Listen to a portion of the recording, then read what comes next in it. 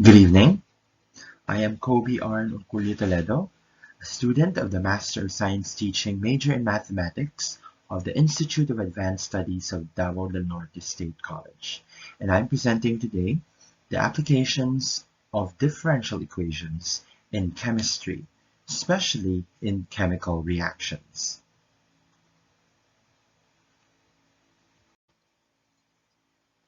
Chemical reactions are fundamental processes of daily life. We are aware that everything that we do in our lives are governed by chemical reactions or involve chemical reactions to some extent. For example, when we eat and we digest our food, it involves a chemical reaction of the conversion of carbohydrate molecules into sugar molecules, which we can then use as energy source for our body. Another is when our cells perform respiration, or the burning of the fuel in the form of sugar into usable energy. The glucose reacts with oxygen, releasing water and carbon dioxide. And alongside it is the energy that our body needs to function. Another application that uses chemical reactions are batteries.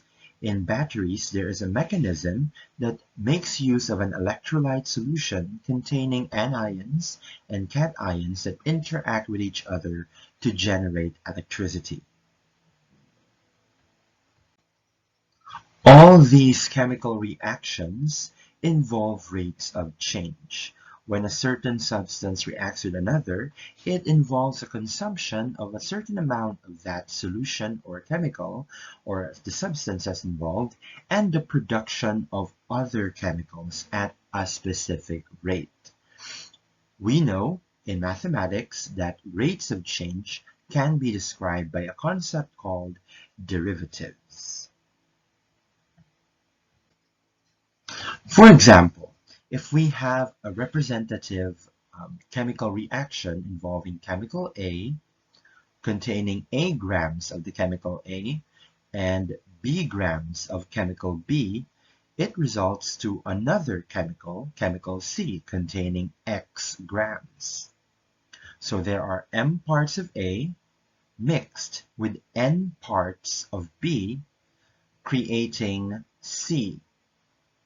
And during this chemical reaction, there is a passage of time wherein the different chemicals react at certain rates as time goes by.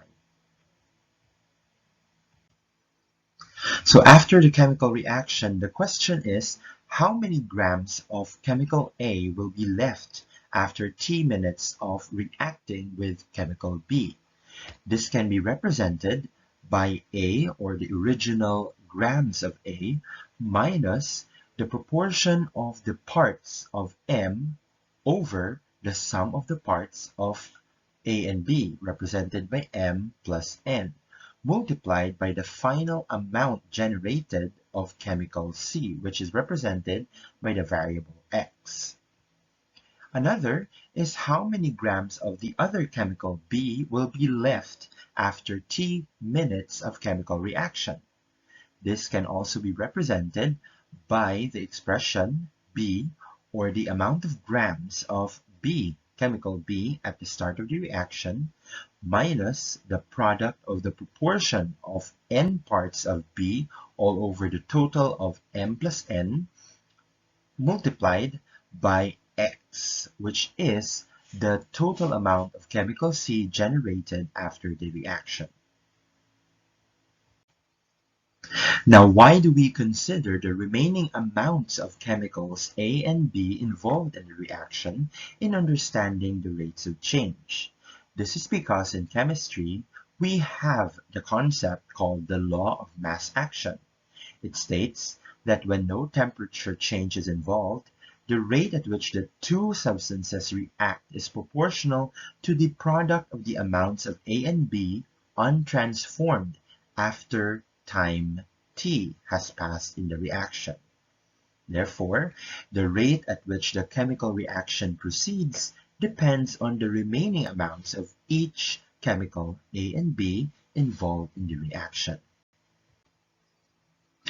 This essentially means that the rate at which the resulting chemical C forms is proportional to the product of the remaining amounts of the reactant chemicals A and B.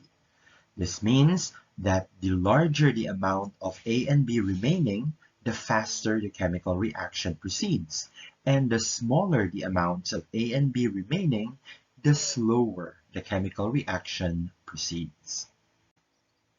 Now, since we are talking about rates of change, we will use the concept or the utility of derivatives in this lesson. This is because we are talking about the rate at which chemical C is produced with respect to time. The amount of chemical C produced is represented by the variable x. We can represent this by the derivative of x with respect to the number of minutes elapsed, or d capital X over dt. By this, we can say that the rate of change, or the rate at which chemical C, represented by the variable x, is produced with respect to time, is directly proportional to the product of the remaining amounts of chemicals A and B as time passes by in the chemical reaction.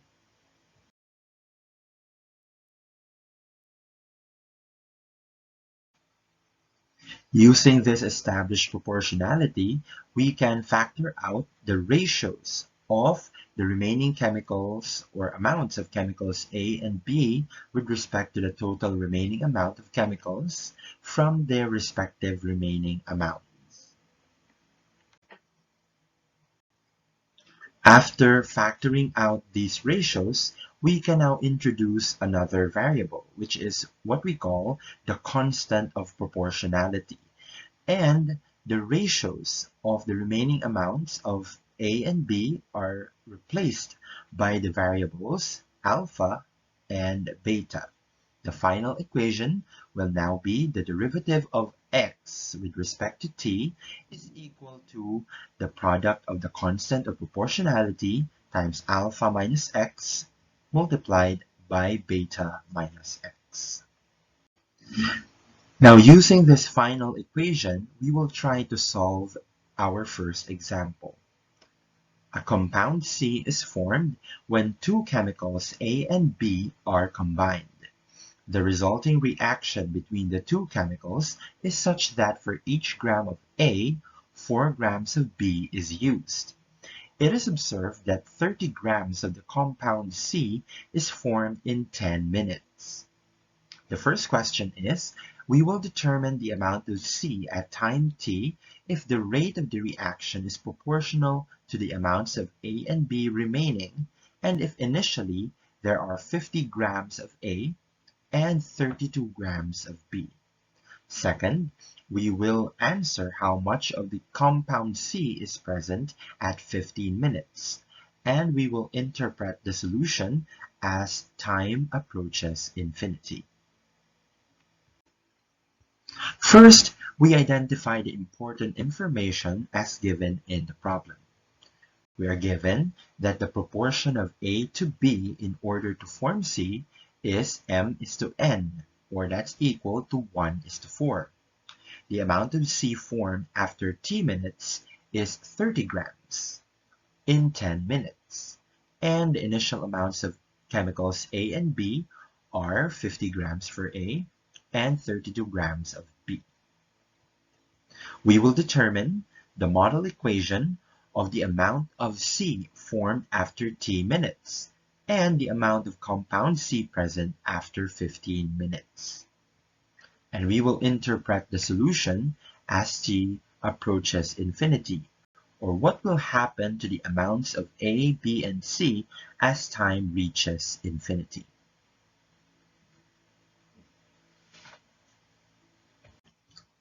The first step is to recall the relationship or the proportionality between the rate of the formation of chemical C in x grams with respect to time to the remaining amounts of A and B after t minutes.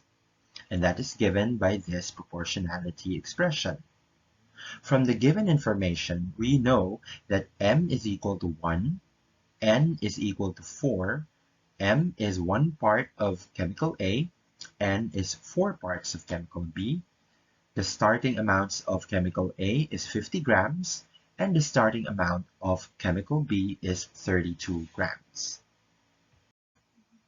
We then substitute the given values into the expression, giving us dx over dt is proportional to quantity 50 minus 1 over 1/4 x times 32 minus 4 over 1 plus 4 times x, which can be simplified to dx over dt is proportional to quantity 50 minus 1/5 x multiplied by 32 minus 4/5 x. We then factor out the coefficients of the variable x, leading us to dx over dt is proportional to 1/5 times quantity 250 minus x multiplied by 4/5 times the quantity 40 minus x. From our presentation of the introduction of the concept, we know that we can factor out the coefficients of the remaining amounts and introduce a constant of proportionality k in order to transform the proportionality expression into a differential equation, which is dx over dt equals k times quantity 250 minus x times quantity 40 minus x. By separation of variables, we get the expression or equation dx all over the product of quantities 250 minus x and 40 minus x equals k dt. Now, by partial fractions, we know that negative 1 over 210 dx all over quantity 250 minus x plus positive 1 over 210 dx all over quantity 40 minus x equals k dt. Integrating both sides, we have negative 1 over 210 multiplied by the integral of dx all over 250 minus x plus 1 over 210 multiplied by the integral of dx all over quantity 40 minus x equals k multiplied by the integral of dt. We integrate by substitution. We let u be equal to 250 minus x and v be equal to 40 minus x. Differentiating u and v, we have du equals negative dx and dv is equal to negative dx. We then substitute the new variables into the differential equation. We have negative 1 over 210 multiplied by the integral of negative du over u plus 1 over 210 multiplied by the integral of negative dv over v equals k multiplied by the integral of dt. Performing integration, we then have 1 over 210 ln u minus 1 over 210 natural logarithm v equals k times t plus the constant of integration sub 1. We now resubstitute the values of u and v that we used to replace the variables of the original equation into the new resulting equation. We then have 1 over 210 natural logarithm of 250 minus x minus 1 over 210 times the natural logarithm of 40 minus x equals k times t plus c sub 1. We then multiply both sides by 210 to remove or cancel out the denominator. We now have natural logarithm of 250 minus x minus the natural logarithm of 40 minus x equals 210 kt plus c sub 2. Applying the laws of logarithms, we then have the natural logarithm of quantity 250 minus x all over 40 minus x equals 200 kt or 210 kt plus c sub 2. We then raise the natural number e to both sides of the equation. So we have e to the power of the ln, or natural logarithm, of 250 minus x all over 40 minus x equals e to the power of 210 kt plus c sub 2. We know by the properties of logarithms that e to the power of a natural logarithm results to the expression in the natural logarithm. So we have 250 minus x all over 40 minus x is equal to c sub 3 times e to the power of 210 kt. In order to find the initial value of the constant c sub 3, we need to set x equal to 0 and t equal to 0. Now doing that, we have 250 minus 0 over 40 minus 0. It's equal to c sub 3 times e to the power of 210k times 0. E to the power of 210 times k times 0 is just equal to e to the power of 0, or that is 1. Therefore, leaving c sub 3 alone in the right side of the equation, which equals to 250 over 40, or 25 over 4. The value of the constant of integration sub 3 is 25 over 4. We then substitute this value into the original equation. So we have 250 minus x all over 40 minus x is equal to 25 over 4 multiplied by e to the power of 210 kt. Remember that in the question, we are asked to find the amount of C formed within 15 minutes. But we cannot find that yet because we do not have the value of the constant of proportionality K. But we can solve for K by considering the given values of X, or amount of C formed, in 30 grams, which were formed in 10 minutes of a chemical reaction.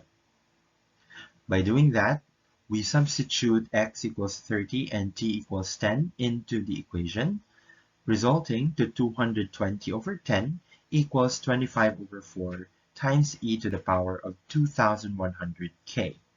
This can be simplified to 88 equals 25 times e to the power of 2100k.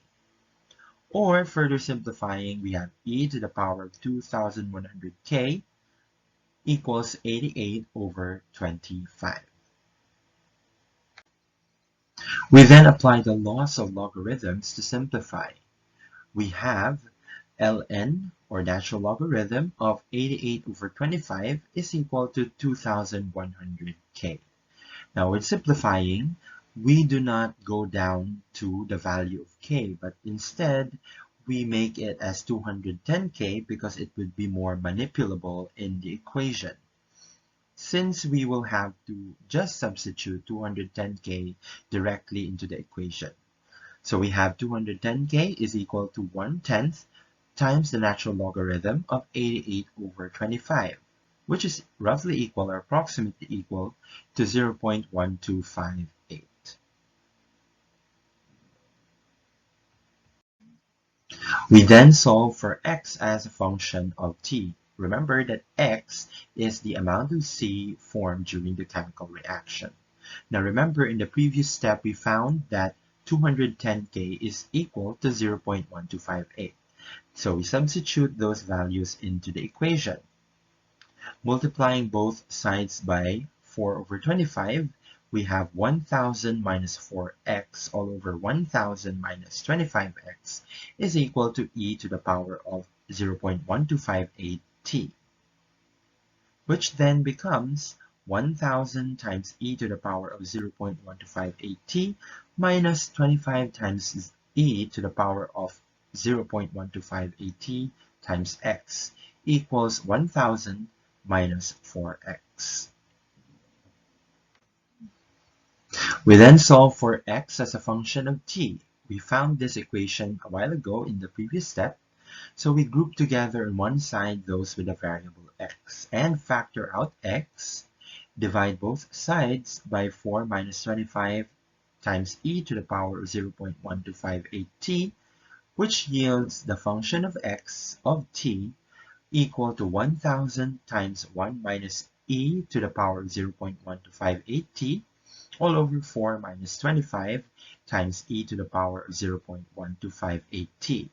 This equation now, or function, is the model equation for the amount of C in x grams formed at t minutes, given the initial values that we have determined earlier in the problem.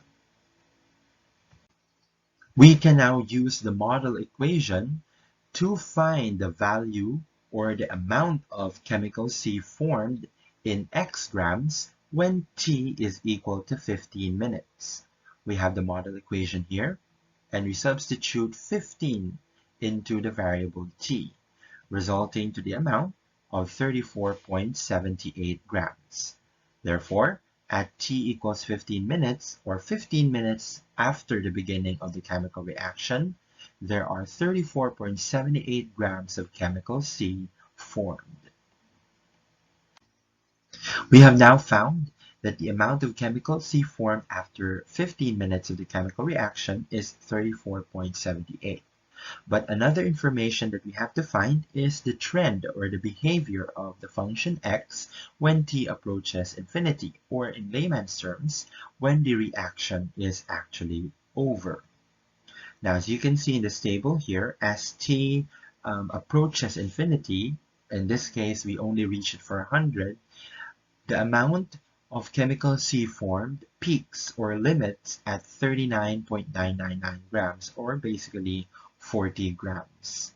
Therefore, as time approaches infinity, the number of grams formed from the reaction of chemical C is limited at 40 grams. Or in other terms, the maximum amount of chemical C that can be formed from the reaction is 40 grams. Since we have found that only 40 grams of chemical C can be formed from the reaction, we determine the remaining grams of chemicals A and B at the end of the reaction. Now we utilize the remaining amounts, or the expression for the remaining amounts of chemicals A and B as introduced earlier in this problem. So we have A is equal to 50 minus 1/5 of 40, which is equal to 42 grams. So after the reaction, chemical A will have 42 grams remaining. However, B is equal to 32 minus 4/5 times 40, which equals 40 grams. Therefore, at the end of the reaction, there will be nothing left of chemical B.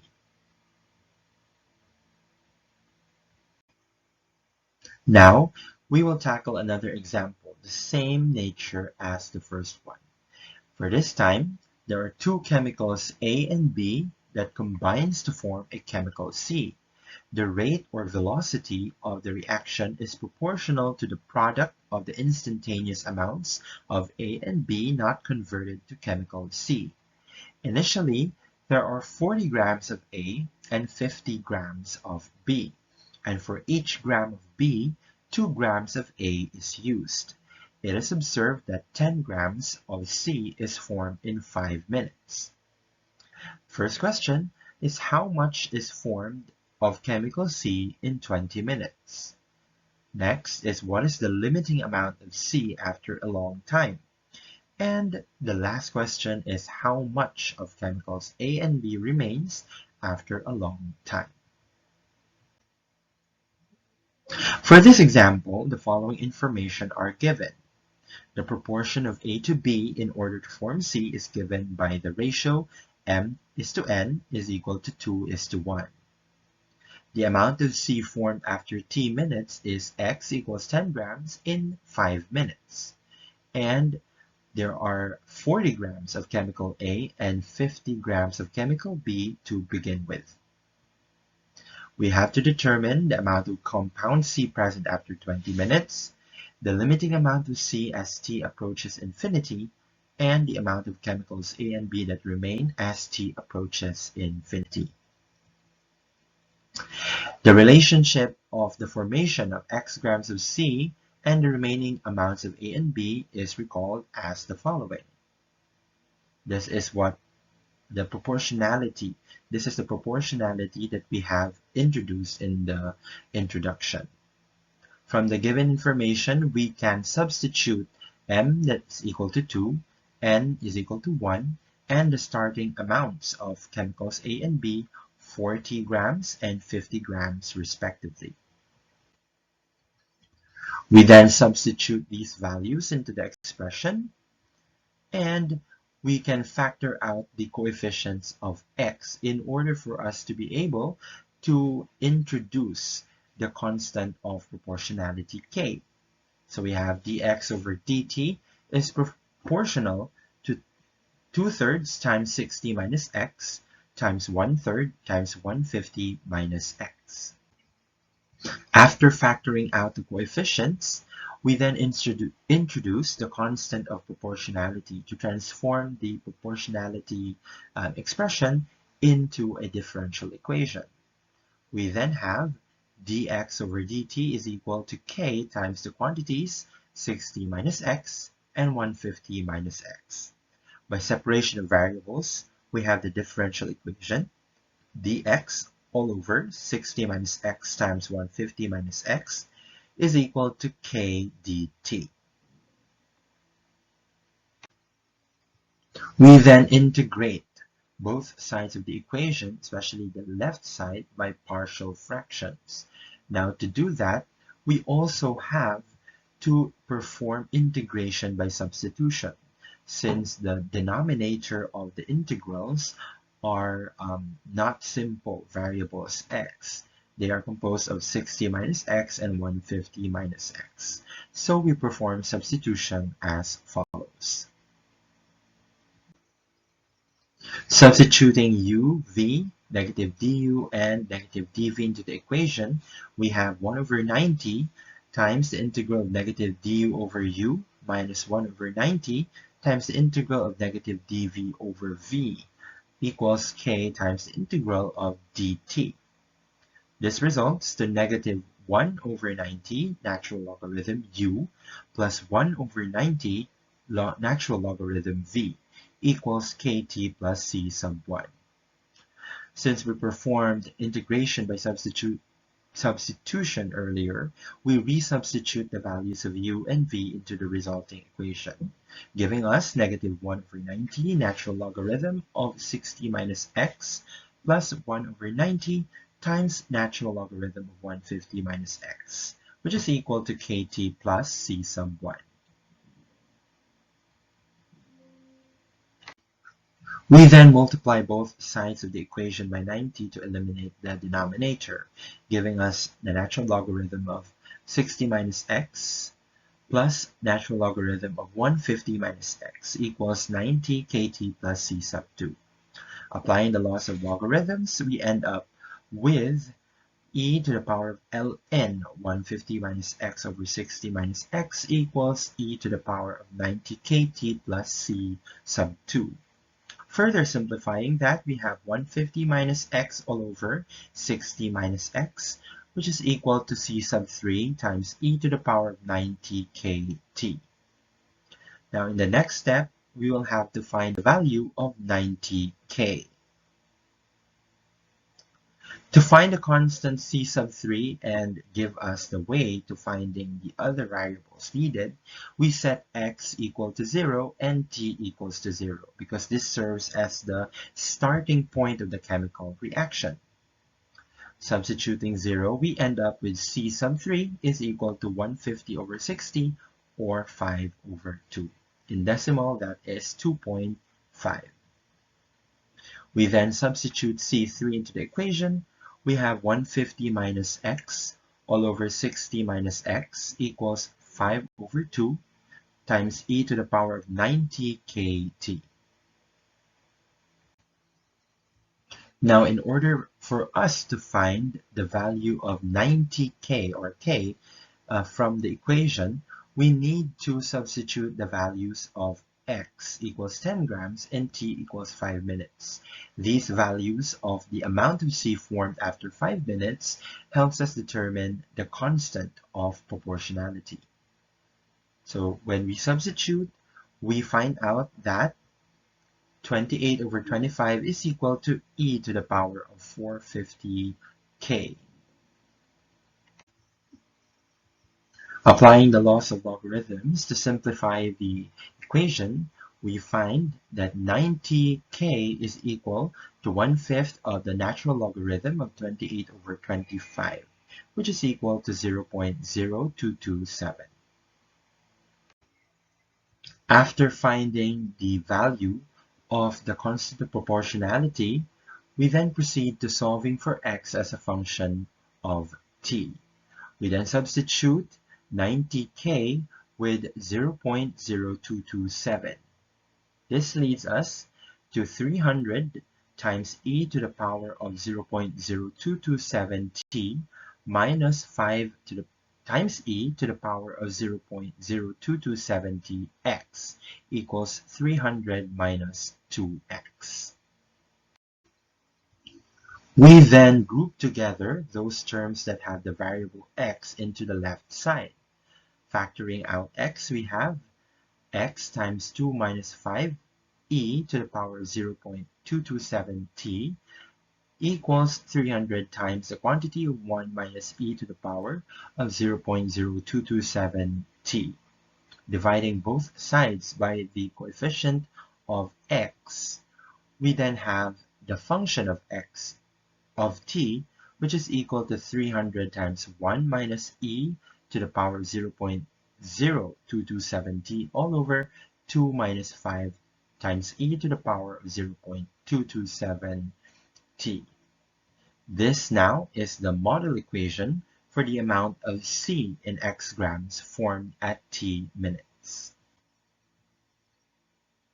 Now that we have the model equation, we then find for the amount of chemical C formed after 20 minutes.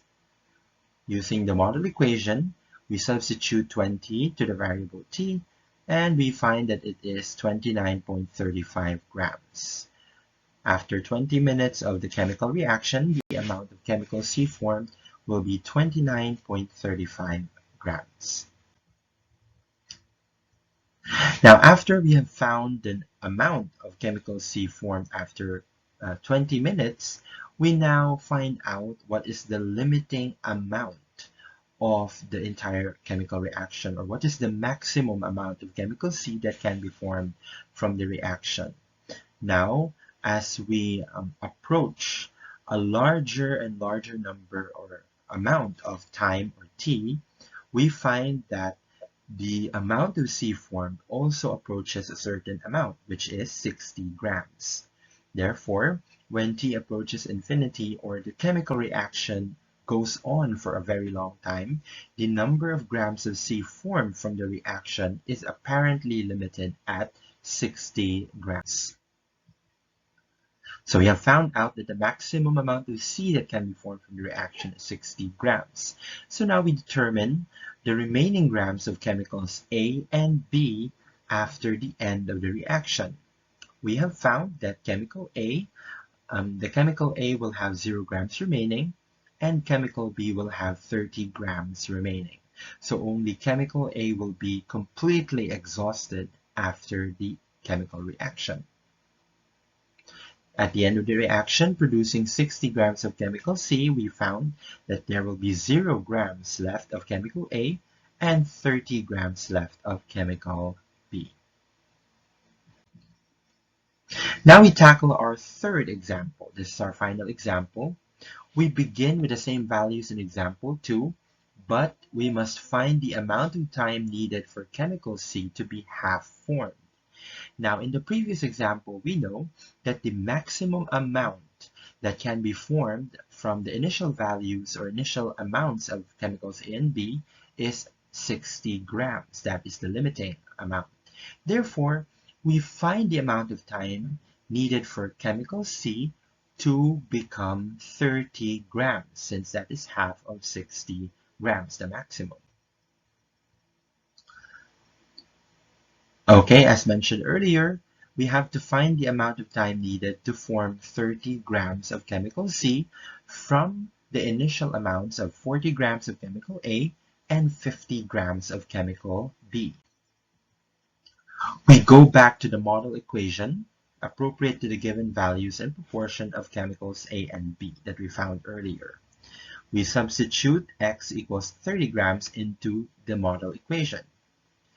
By doing that, we find 60 minus 150 times e to the power of 0.02270 equals 300 minus 300 times e to the power 0.227. Simplifying the equation, we find that 150 times e to the power of 0.02270 equals 240 can be simplified to e to the power of 0.02270 equals 8 over 5.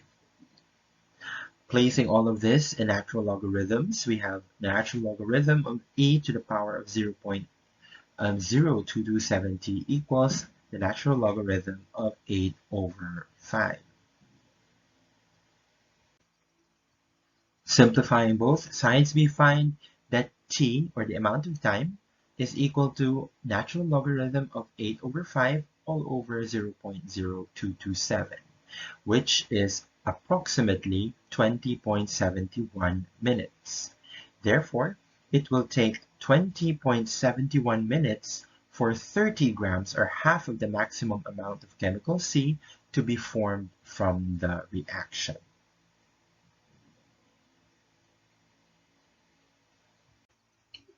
From the given examples, we have seen that differential equations using the concept of rates of change are inevitable tools for scientific understanding. Without differential equations, without our knowledge of rates of change, we cannot understand the rates of change of different reactions in our daily life, in our scientific pursuits, and even in our biological processes. It allows us to understand a scientific concept that was usually not associated with mathematics in our high school thinking, but in the professional and industrial world is actually very useful.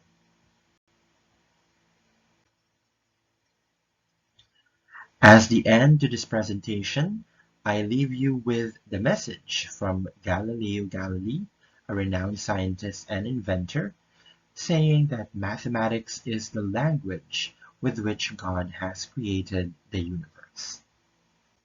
Thank you very much, and I hope you learned something from my presentation. I hope to see you all in person. Thank you.